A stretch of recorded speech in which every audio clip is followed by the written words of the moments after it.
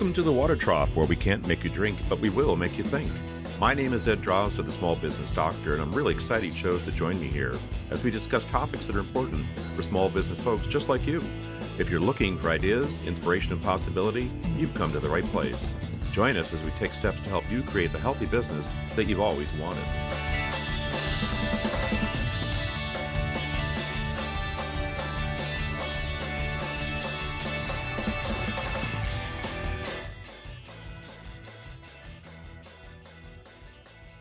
Welcome back to the Water Trough, folks. This is Ed Drozda, the Small Business Doctor, and today I'm excited to be joined by David Dixon. David is a Wilmington, North Carolina singer, songwriter, guitarist, and, not least importantly, the proud papa of a 2-year-old. While juggling an idyllic home life, recording new music, and creating heartfelt live performances, which my wife and I can vouch for, very heartfelt, his debut book, The Musician's Goldmine, reached #1 on Amazon's new releases in both music, business, and songwriting categories. His latest single, Before It Gets Too Cold, recently surpassed 300,000 streams on Spotify. David, welcome. Hey, thanks for having me. It's a pleasure to have you here. Debbie and I were inspired when we first saw you perform. Your wife and your very young son were in the audience as well. We were really impressed by the whole constellation of things, your performance naturally, but also your wife and child being there like that.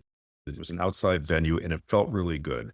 It was a combination of many things. So thank you for that. Absolutely. That's great to hear. It's really special for me when my wife and son get to come, especially when it's an outdoor performance and nice weather, and see them out there playing and, laughing while I'm up there performing. It's a special thing. We look forward to many more as well. So I want to start by asking you a question. Life is a journey. When did your journey as a musician begin? Well, 2 ways I can answer that. The first is involuntarily.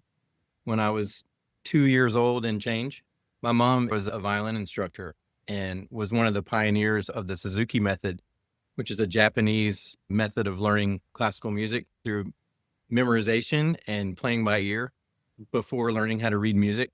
So it's a pretty unique method of learning that has all types of benefits, like with memory. And there's some studies that show that it raises kids' IQs. In Greenville, North Carolina, my hometown, was actually a mecca for that on the East Coast. There was a teacher named Joanne Bath who was my private instructor all throughout childhood. Between that and my mom also teaching Suzuki method, the way they look at it is the earlier the better. As soon as you can hold the instrument, you start associating sounds and finger placement. You put little tape on the neck of the violin and you make association with sound. You listen to the music like while you're eating breakfast and you just soak it in. It ends up developing pretty advanced ear training and making it much easier to learn how to play by ear. We still have the tiny little framed violin at the house, Oh my gosh. So when I started playing guitar later in my teens, I realized right away I had a pretty nice advantage at hearing a song and learning how to play it faster than just plunking around. There was really something there.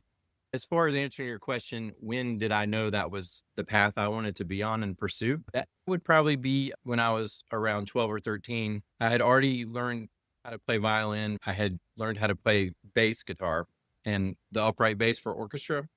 And then my buddy had his dad's guitar. He was a drummer. He could play a few chords and he showed me how to play some basic cowboy chords. And I was just kind of like, this is it. I feel more passion from this than any other musical flavor I had ever tasted.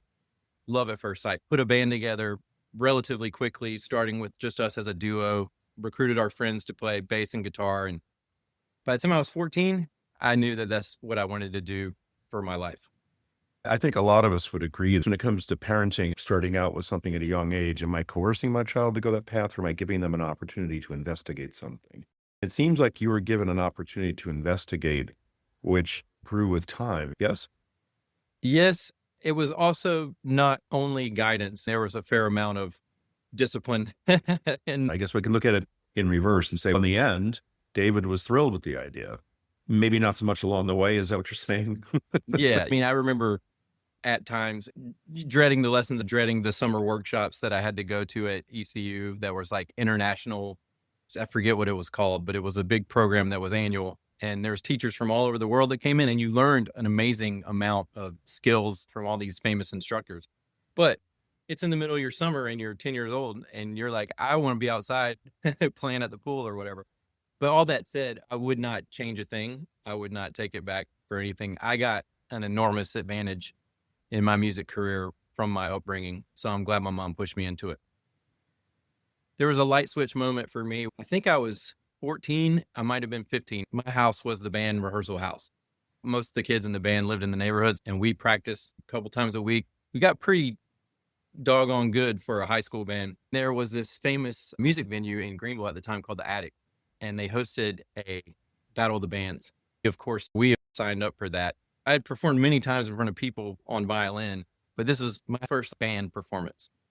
We were a 5-piece and the whole high school came, the whole rival high school came. There was 400 people in that place. There was a big screen that covered the bands in between, changeover between the bands. I'll never forget when that screen raised and we're all set up and ready to hit our first note. People were screaming like it was a Beatles concert. It was my first taste.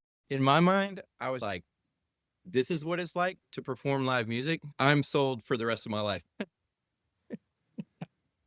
I'll never forget that. That was a powerful moment. After that, I never wanted to do anything else for a living.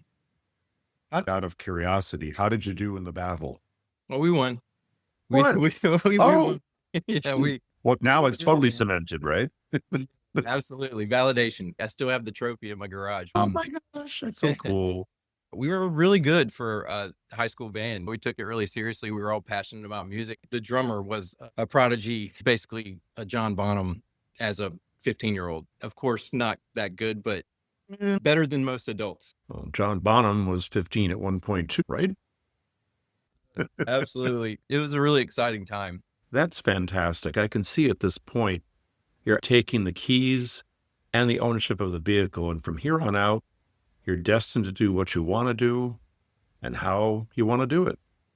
Yeah, there was really no other options for me. Nothing else I really cared about. I was like, this is it. I had a serious girlfriend my senior year of high school. We were both planning to go to Appalachian State, but branch out, get the college experience. We broke up right before the end of the summer. So that changed course for me.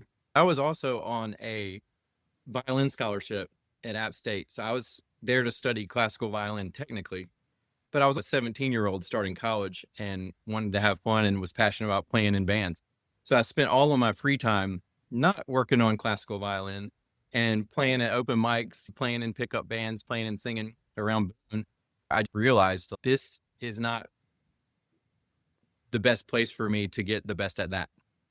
So I was really close to dropping out of school. I just read Miles Davis's biography and it really inspired me to go out and get it. I was either going to move to Athens, Georgia or New Orleans. I was going to be a street musician. That was my plan. Make enough money to eat and figure out a place to live, and it's on. I called my older brother and he listened to me tell him my great plan. And then he introduced an idea that I hadn't even considered. He was like, hey, if you're not feeling classical violin and classical music theory and music training, but you are passionate about music in general and you want to do this for a living on a more contemporary level, why don't you apply for schools that do that? There's some really great ones out there. The Manhattan Conservatory, Berklee College of Music, schools that concentrate on Stevie Wonder and the Beatles in music theory class instead of Mozart, Bach, and Beethoven. So I was like, I guess I should look into that. After I spent a little time researching Berklee, I was like, guitar-driven monster players have come out of here. It's like the Harvard of contemporary music schools. So if I can get in there, it'll change everything. So I moved back home and started the mission, fill out all the forms, apply for scholarships, get accepted. And 2 years later, I was moving to Boston. And that's no small feat. I think people should realize Berkeley is an extraordinarily competitive school. It is not a place where most people apply get into. It really is a lot like Harvard in that regard. Yeah, I had already completed my freshman year And when I moved to Greenville, I started waiting tables to save money because I was like, if I get in, I've got to be able to support myself. My dad was so worried about me dropping out. He said, and East Carolina University has a wonderful music school as well, a great jazz school. And that's what I was really into at the time. It's not because I wanted to play jazz for a living. It's because I had already studied a very challenging genre in classical music. And the other most challenging, helping shape you as a musician with more vocabulary style for me was jazz. So my dad said, if you will not take any time off of college, I will pay for your tuition for 1 year at ECU while you save up money and prep yourself to go to Berkeley. That was a pretty good deal. I met with the assistant dean and got special permission to bypass a lot of the lower class requirements because it's not typical to go into a music school and say, hey, I'm only going to be here a year. I want to learn as much as I can and take the most advanced classes that I can. So they were like, okay, if you're going to Berkeley and you know you're just going to be here a year, we'll give you special permission. I got a whole lot out of that first year. It was like training wheels for Berkeley for me. That is just so cool. And that's just the continuation of the beginning. What happened next? I moved to Berkeley. I had 2 years left of school. I was pretty terrified being a Southern boy, not knowing a soul in the North. I don't like the cold weather. Great place to move for that, right? Well, yeah. It was such a challenge to not only gather the courage to make this happen, but also financially. I thought I was one and done with the dorms at App State. Have that 1 year of experience as a college kid and then get your own place. And it was like, no, you can't afford a place in Boston. You will be living in the dorms. It was kind of weird because I like to have fun, typical college kid stuff. And when I got up there, I made a deal with myself. That's not what this is for. You got 2 years up here. You're going to work your butt off. You're going to get as much out of this as you can. And you're going to put yourself in a position to have fun later once you get successful or get the ball rolling at least. Berkeley was full of pressure and anxiety, learning new information that I'm really happy I did, but it was a hard and stressful 2 years. It was one of those things that helped shape me as a person, and it absolutely improved my skills musically. As a business coach, I've had occasion to work with a number of creatives. And by creatives, I mean those who are typically in the arts. They're very deeply entrepreneurial. And there's a different construct about them, in my estimation. One of the biggest things is discipline, being able to establish discipline. There is that tendency to create and not have to focus on how I create. I just do. The fact that you're saying this is important for creative people to hear. Those 2 years probably seemed like 20 when you were there. Yeah. I was in the thick of it. The time wasn't passing quickly. In retrospect, I was just a little blip on the radar of my life. I think it's interesting what you said about the artist brain and creatives. There's a lot of people, me included, at times you're in the creative headspace and it's really easy to be unorganized. It's really fun to create, but it's a whole different skill set to get that out into the world, see it come to fruition.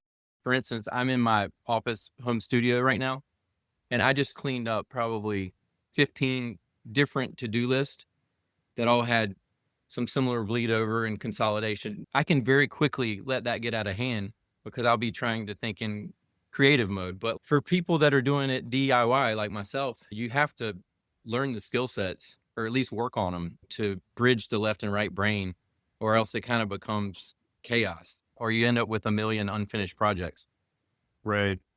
You're self-aware enough to realize that these two facets of the creative can be consuming and, in a sense, distracting from the things necessary to allow it to happen, right? I hope that made sense. It does. We could talk at length about your performances, but to a musician, performing is the outward expression of what you do, but you've chosen something else as well, and that is to write a book. And your book is to help people make this big open space sensible. Can you tell us more about that? It's actually just what we were talking about. There's so many talented people out there, artists, not just musicians, but especially musicians. Some of them are really good at the grind, the business side of things, the hustle. They might not be the most talented musicians out there. And some have both. It's the unicorn. But then there's a lot of people that are really talented. I often come across friends and colleagues that are incredibly talented, but they lack a lot of the business side of things, the organizational side, strategy, ways to work smarter to get bigger things done, bigger milestones. A lot of times it doesn't take much of a change. It can be a couple little things that are getting neglected, and everybody's different. You have to wear a million hats if you're an independent musician. That's just the way it is. The main inspiration for this book is because I have so many colleagues and friends that are incredibly talented in one area, but lack skills in another area. This was magnified by a disc golf group of local Wilmington musicians. We would meet up and play disc golf and chat about our gigs. Many of them are successful full-time musicians, but we would all talk about, hey, we play the same places. We do these similar private events. What's going on with your website and marketing? How'd you promote this show? What'd you do when that club owner was trying to stiff you on some money? Whatever the case may be, there's a million hats that you have to wear as an independent artist. And there's just no way you're not going to have some gaps. Every musician I've talked to, myself included, have gaps. And some of those gaps could be career changing. The difference in you comfortably making a living or not.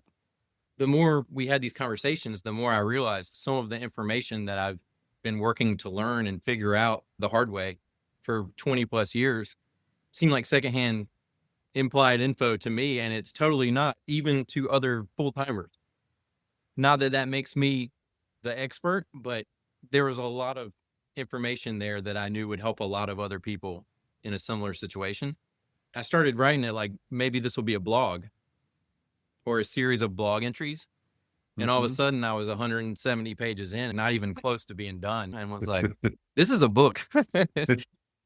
So that was the inspiration behind the book. I wanted to marry brain, right brain, remove the gaps that could help people find success easier, not beating their head against the wall, not having to make mistakes in some cases that I made exactly that were career setbacks or kept you from overcoming an obstacle sooner. Also, I taught guitar lessons for 15 years. I stopped doing that probably 5 years ago, even though I loved it. With my performance schedule and recording, something had to get removed from the schedule.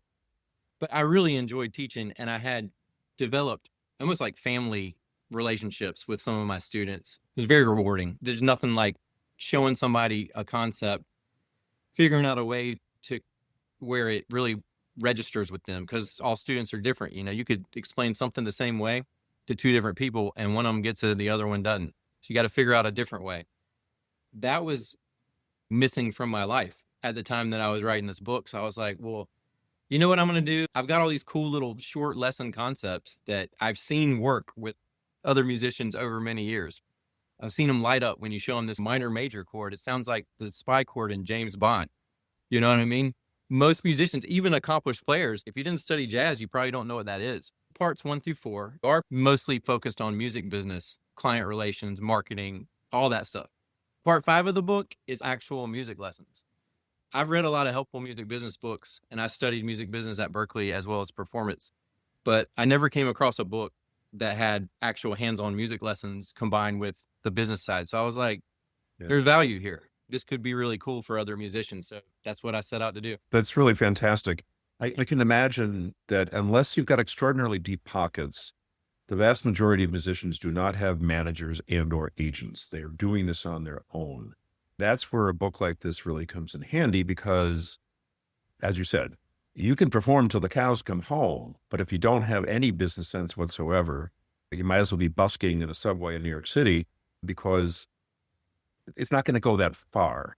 And it probably won't fulfill you because the performance alone is not something you can live on, right? What I'm hearing you say is that it's not so complex as they might think it is. I'm hearing you say that it can be simplified and codified in such a way that, yeah, you can do it too. That's absolutely true. There's such a broadness to things you have to know to get most of your bases covered, to set your career on a positive trajectory for success, more than just playing bar gigs for paying your rent. There are a lot of complexities, and I tried to clarify many of them in the book. But generally speaking, your recap is pretty accurate. You can do this. You just need some guidance and direction. And you can learn the guidance and direction by grinding for 20 years, listening to a lot of music business podcasts, reading all the books you can get your hands on, talking to other musicians, having a mentor. But it saves a lot of time if you can get it all in one source. Takes me back to the old KISS principle. Keep it simple, stupid. It doesn't have to be so complex. And I like your idea of one-stop shopping where musicians can come to one place and it's straightforward because there's always more than what you read and what you hear. It's not like it's snap your finger and it happens, right? You can get overwhelmed easily by all the noise for sure. I imagine so. I'm envisioning what it would be like, and I'm thinking, crap, this would be a real mess. What most people don't realize is the performing, the songwriting, and showing up at your gig is a very small part of what moves the needle. It's almost implied you better have put in a lot of hours, developed your craft, worked really hard, you're proficient on your instrument, and capable of putting on a professional, entertaining show. That's the bare minimum. There's a lot of other stuff behind the scenes that make it sustainable. And ultimately make your performance that much more enjoyable too. Absolutely. It's a cumulative thing for sure. And once you feel a little momentum in your career, there's ebbs and flows. I've had a lot of highs and lows, and that's just the life of an artist. But you do get a lot better at everything. You get more comfortable talking to the crowd, telling stories about songs, if it's that type of gig, not being worried that you have a few too many open dates 2 months from now on your calendar and confident that something will come through because you put yourself in that position. It's all cumulative. It's an ongoing process. So, David, this conversation breezed by like a fine melody, but as all things, we've come to the end of our time. Before we go, is there anything you'd like to leave our listeners with? If you really want to do this, you can find the way to do it. There's no one right way to do it, but there's a lot of basics in a ton of different categories. You need to check those boxes to put yourself in a better position. But I'm proof that this is a possibility, and you don't have to be famous to make a respectable living in music and do it your own way and be your own boss, which is a very freeing feeling. It's a thing about my life that I'm proud of. I'm leaving for a 3-day trip to Richmond in a few days, and I'm meeting up with my close friend / very talented producer that I know from Berkeley. We're working on new music. So I haven't released anything in a while aside from the book because of just how chaotic it is having a toddler. Oh, yeah. But I should have some new music soon. So if anybody wants to check that out or ask me any questions, I answer my emails. If anybody has any questions, any musicians, if I'm able to help them by answering something that I know the answer to, they can reach out to me. My website's daviddixonmusic.com. And I love connecting with fellow musicians and helping them along. Excellent. Well, David, thank you very much. It's been a pleasure for me to have you here today. I really appreciate it, and I look forward to seeing you back out in the community in the near future, especially as it gets a bit warmer, so you can do some of that outside stuff, which is fantastic. Hey, thanks for having me. This is Ed Drozda, the small business doctor, and here at the Water Trough, I want to thank my guest, David Dixon, and I want to remind you that a healthy business is a successful business. I wish you melody and tunes that will keep you light, breezy, and on the right track, pun intended. Bye, folks.